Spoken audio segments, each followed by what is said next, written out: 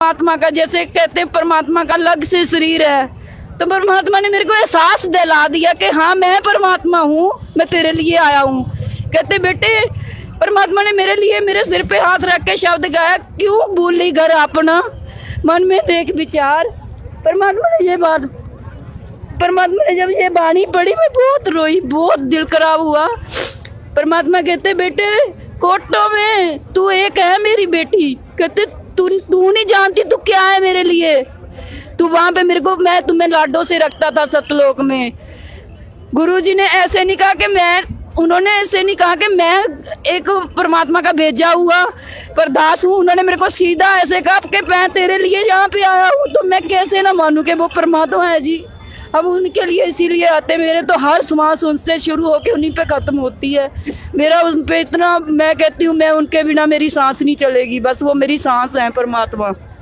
इससे बहन जी, हम ये आपसे एक बात और पूछना चाहेंगे, क्या जितने आप कह रहे थे पहले आपको अभागन माना जाता था इस समाज के तहत, क्या संत रामपाल जी महाराज इन विचारों पर नहीं चलते?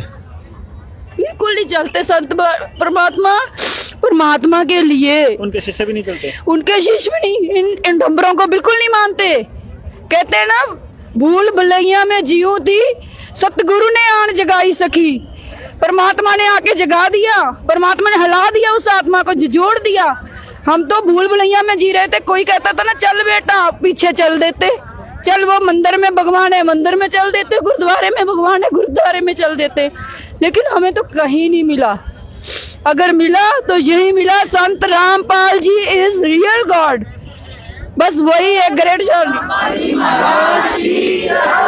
इन कृतियों का खंडन किया है, जात पात, ऊंच नीच, छुआछूत, इन सब चीजों का खंडन किया। सबसे बड़ी बात कि उन्होंने बेटियों को एक ऊंचा दर्जा दिया।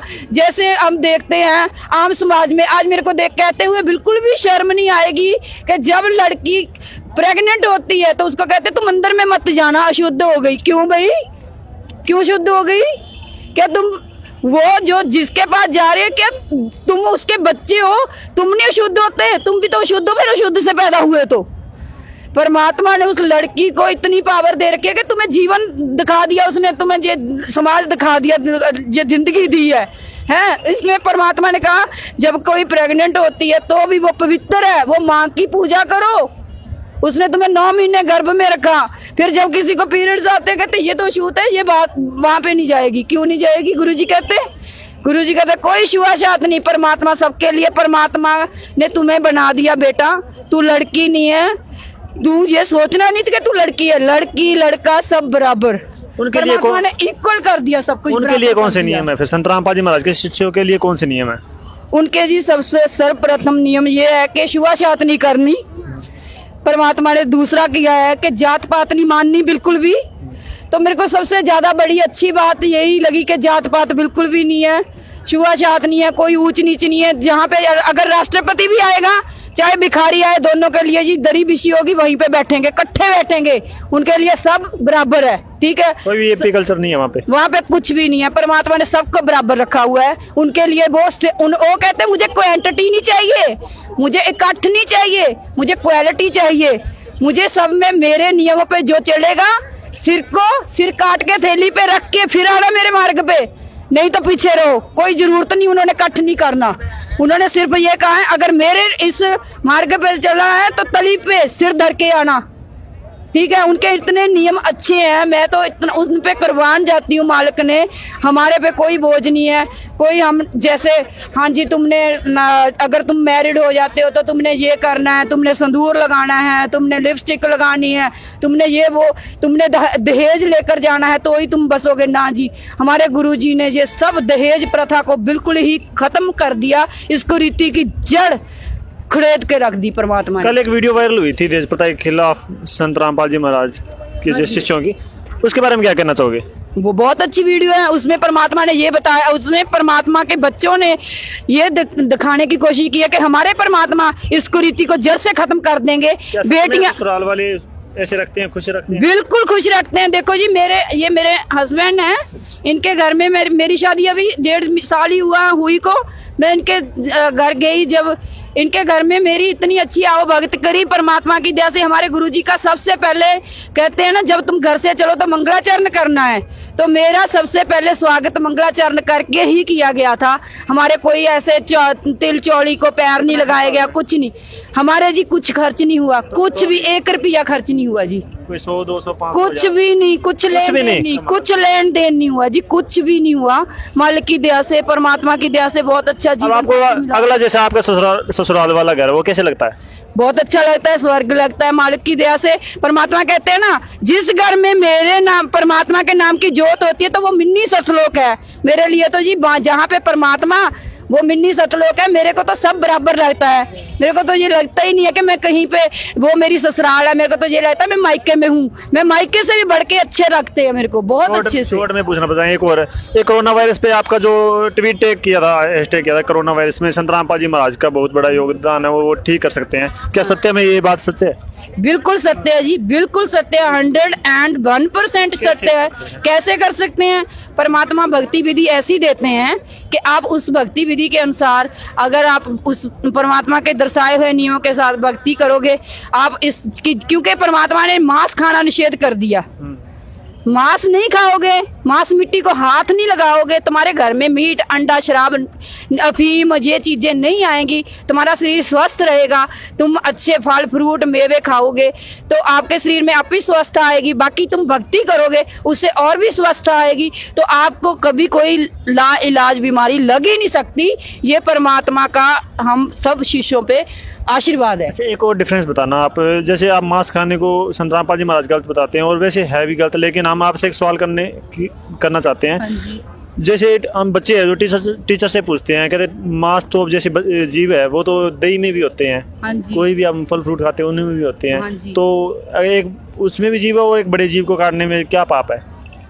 देखिए, जो हमारे सतगुरु रामपाल जी महाराज, हमारे परमात्मा हमें भक्ति विधि देते हैं, तो वो हमने जो ये नेचुरल हवा लेते हैं, नेचुरल ये धूप लेते हैं, ये मिट्टी है, ये पानी चल रहा है, ये इसमें भी तो जो सूक्ष्म जीव होते हैं तो हमारे अंदर जाते हैं। ये आपका बहुत अच्छा क्वेश्चन है, लेकिन परमात्मा इन्हों के अकॉर्डिंग हमें भक्ति देते हैं कि परमात्मा कहते हैं जब तुम ये भक्ति करोगे तो वो तुम्हारे जो कोट पाप होंगे ऐसे ही खत्म कर दिए जाएंगे। वो परमात्मा कहते हैं उस भक्ति से बिल्कुल खत्म हो जाएंगे। आपको जो काटते हैं वो भी खत्म हो जाएगा? नहीं, वो खत्म तो होगा, लेकिन उससे कितनी बीमारियां फैलेंगी, कितनी नास्तिकता आ जाएगी। जीव जीव को काट काट के खाएगा।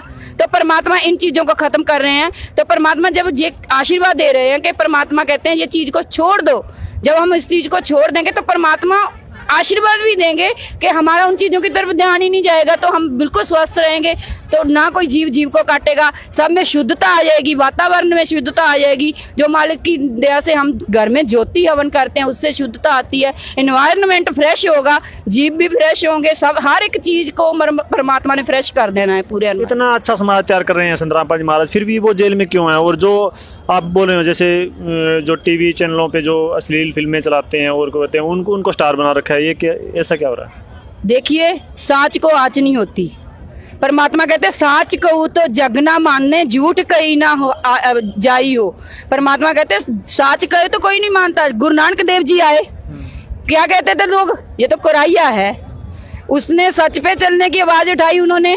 गुरु नानक देव जी कहते थे बेटा जात पात नहीं करनी, कोई मूर्ति पूजा नहीं करनी, उनका सबका उन्होंने खंडन किया। तो क्या दुनिया ने मान लिया? कृष्ण जी जिनको सब भक्ति उनकी करते हैं, वो तो पैदा ही जेल में हुए थे। लेकिन परमात्मा के कहते हैं ना, कोयल, एक तो काग के बच्चे होंगे, एक कोयल के बच्चे होंगे। जो कोयल के बच्चे होंगे ना, कोयल का मतलब है, कोयल जो होती है ना अपने अंडे काग के आलने में देती है, ठीक है ना। जब कोयल के बच्चे बड़े हो जाते हैं कागनी के आलनों में, तब कोयल कू कू कह के चलती है, तो उसकी आवाज सुन के कोयल के बच्चे उड़ जाते हैं। तो काग देखता ही रहे मेरे बच्चे कहाँ गए, क्योंकि वो कोयल के बच्चे काग है काल। इस काल लोक में देखो जी बलात्कार हो रहे हैं, चोरी डकैती हो रही है, सब कुछ हो रही है, लेकिन फिर भी इतनी तादाद में संगत आ रही है। ये मूर्ख थोड़ी ना है। मैं MA BEd हूँ, है, जहाँ पे बहुत ज्यादा लेक्चरर, डॉक्टर, सब कुछ परमात्मा की दया से इतने बड़े बड़े ओहदे के मालिक आ रहे हैं। तो ये मूर्खों का, यहाँ पे कोई मूर्ख नहीं इकट्ठे हुए। लोग कह रहे हैं कि यहाँ पे अनपढ़ इकट्ठे हुए, नहीं, यहाँ पे पढ़े लिखे अप टू डेट बंदे आते हैं जी, और अप टू डेट समाज होगा परमात्मा की दया से। सब ज्ञान को पढ़ के, ज्ञान को आधार मान के सब आगे आएंगे। परमात्मा वहां पे बैठे भी अपनी लीला करे जा रहे हैं। अच्छा, एक बात और बताइए, क्या जुडिशरी में भी आपकी संतराम पाजी महाराज के भगत है, और पुलिस में भी है, और टीचर में भी तो है ही है?